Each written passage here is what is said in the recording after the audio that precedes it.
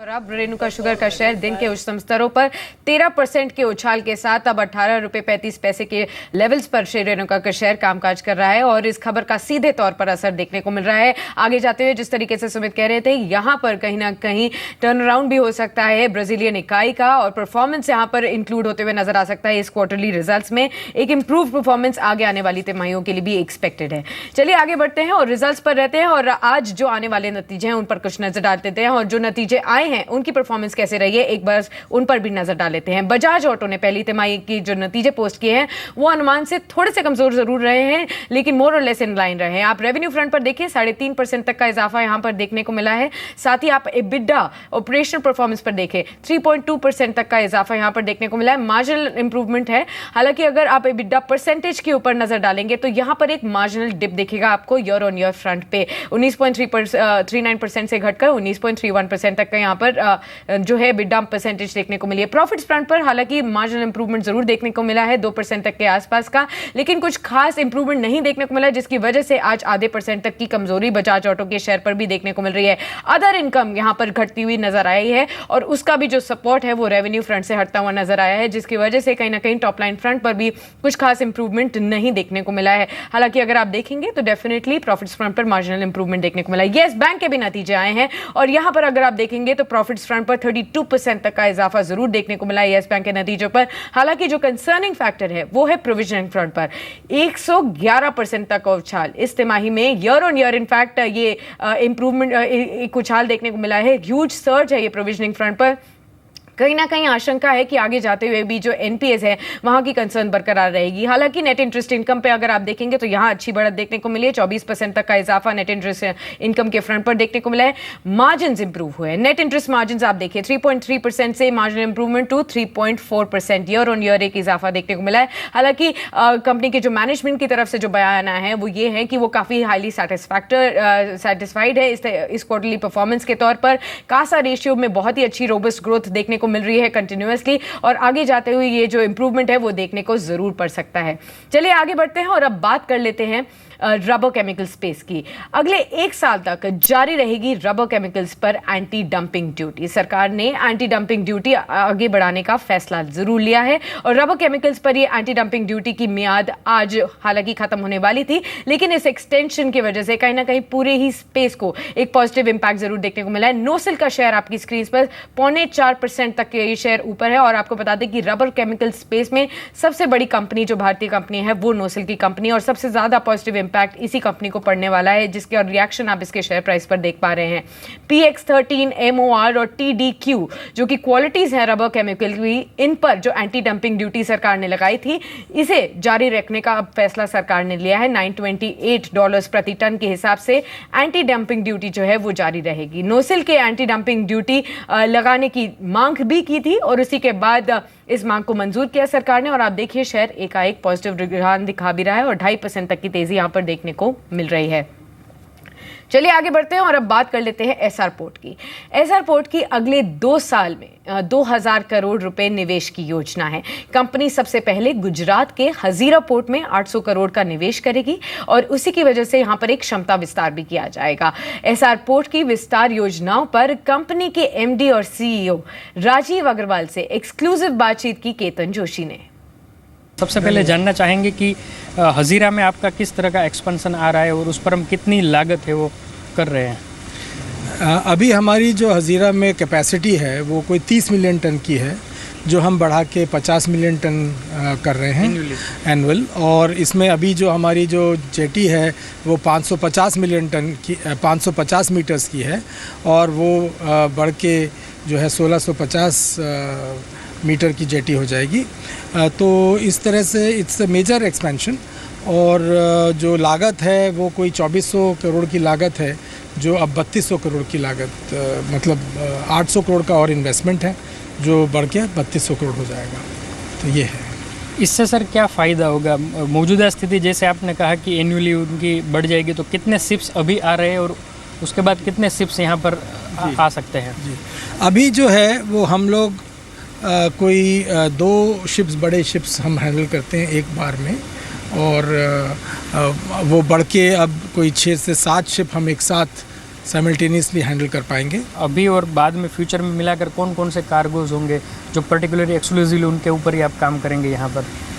अभी जैसे हम लोग आयरन और कोल, लाइमस्टोन, डोलोमाइट एक्सेट्रा ये सब हैंडल करते हैं, तो ये बल्क कार्गोज तो हैंडल करेंगे ही और फिनिश स्टील भी हैंडल करते हैं।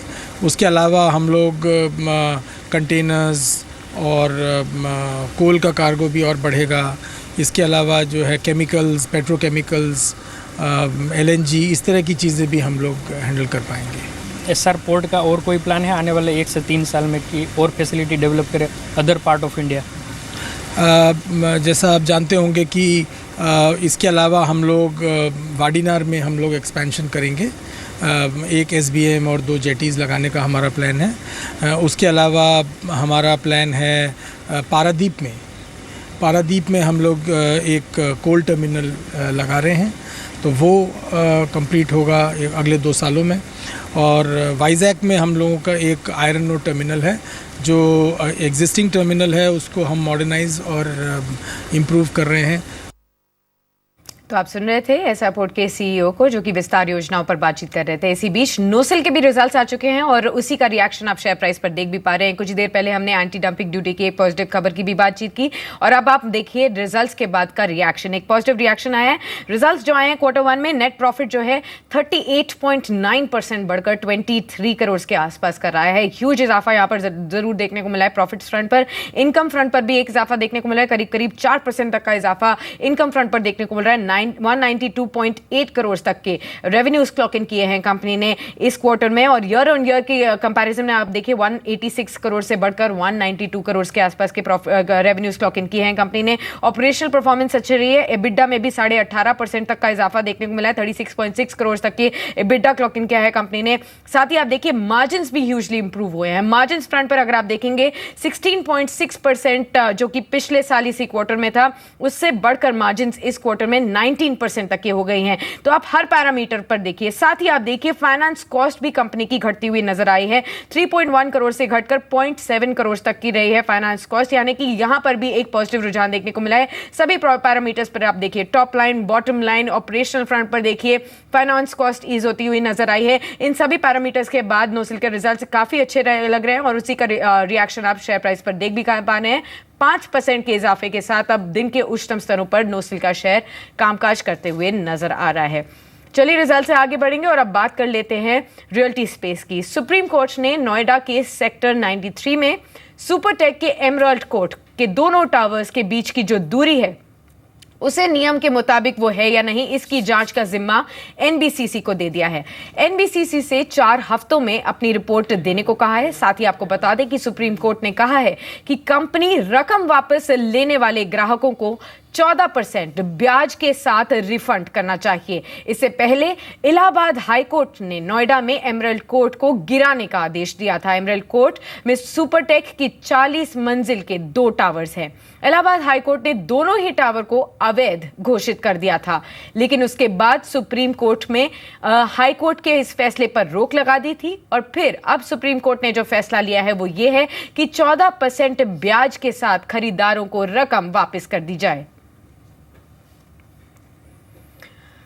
तो यहां पर अच्छी खबर है ग्राहकों के लिए, सुपरटेक के लिए एक नेगेटिव खबर, लेकिन कहीं ना कहीं जो अवैध घोषित कर दिए गए थे एमराल्ड कोर्ट के 2 टावर्स, इलाहाबाद हाई कोर्ट ने यहां पर गिराने के आदेश दिए थे, अवैध घोषित कर दिए थे ये दोनों ही टावर। हालांकि सुप्रीम कोर्ट की तरफ से सुपरटेक को कुछ राहत जरूर मिली है, अब ये गिराए नहीं जाएंगे, लेकिन सुपरटेक को ये आदेश दिया गया है सुप्रीम कोर्ट द्वारा कि वो जो रकम वापस लेने वाले ग्राहक हैं उन्हें इंटरेस्ट के साथ उनकी रकम वापस की जाए। 14% इंटरेस्ट के साथ अब ग्राहकों को ये रकम जो है वापस करनी होगी।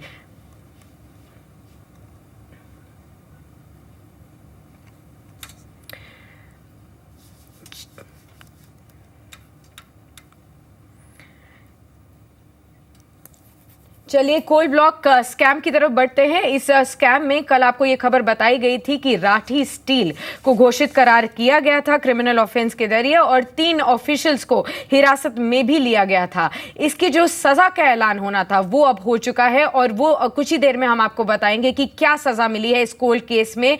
कोल घोटाले में जो केस था वो राठी स्टील को दोषी करार दिया गया था। स्पेशल कोर्ट ने ये दोषी करार दिया था और आज इस सजा का ऐलान होना था और क्या सजा का ऐलान हुआ है वो हम को कुछ ही देर में।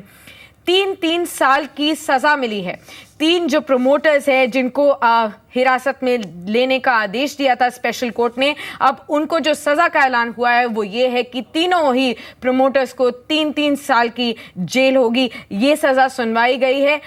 असीम भी हमारे साथ जुड़ चुके हैं फोन लाइन पर पूरी ही खबर का जायजा देने के लिए। बताइए असीम, कोल केस को आप बहुत ही बारीकी से ट्रैक कर रहे हैं। कल हमने देखा था कि स्पेशल कोर्ट ने इस कोल घोटाले में राठी स्टील को और इसके 3 ऑफिशियल्स को दोषी करार दिया गया था। क्या सजा का ऐलान हुआ है? कितनी सजा इन सभी को मिली है? कल जो है Rathi steel and power limited company जो है उसके 3 अधिकारी जो है उनको दोषी पाया था कोर्ट ने। कोर्ट का कहना था कि ये क्रिमिनल कॉन्स्पिरेसी और मिसप्रैक्टिस ऑफ फैक्ट्स में दोनों इन्वॉल्व थे, तो उनको कल दोषी करार दिया था। आज इनकी सजा का ऐलान हो गया है। जो प्रदीप राठी है उनके लिए 3 साल की सजा होगी और 25 लाख का उनके ऊपर जुर्माना जो है वो लगाया है। जो उदित राठी है उनको भी 3 साल की सजा है और 45 लाख रुपए का उनके ऊपर जुर्माना लगाया है। जो कौशल अग्रवाल है उनके ऊपर उनको 2 साल की सजा की है और उनके ऊपर जो है 5 लाख का जुर्माना जो है वो लगाया गया है। तो ये कोर्ट ने आज सेंटेंस जो है इनको सुनाई है। जी बिल्कुल। असीम, आपसे ये भी जानना चाहेंगे कि क्या इन ऑफिशियल्स के पास कोई और विकल्प बचता है अपनी सजा को कम करवाने का, या फिर वो अब उनका नेक्स्ट स्टेप क्या होगा? क्या वो बेल के लिए भी अप्लाई कर सकते हैं? ठीक है, बेल के लिए निश्चित ही अप्लाई करेंगे क्योंकि 3 साल की सजा है इनको, तो बेल जो है वो इनको अप्लाई कर देंगे। सस्पेंडेड सजा होगी और उसके बाद ये हाई कोर्ट के अंदर अपील करेंगे इसको लेकर के, और हाई कोर्ट के बाद सुप्रीम कोर्ट जहाँ पे जिस तरह का एक एक्यूज को हाई कोर्ट में और सुप्रीम कोर्ट में अपील करने का जो अधिकार होता है वो इन सब अधिकारी को जो है वो उसका पालन करेंगे और बेल के लिए जो जल्दी अप्लाई जो है वो कर देंगे। जी बिल्कुल, बहुत बहुत शुक्रिया असीम इस पूरी खबर को बताने के लिए।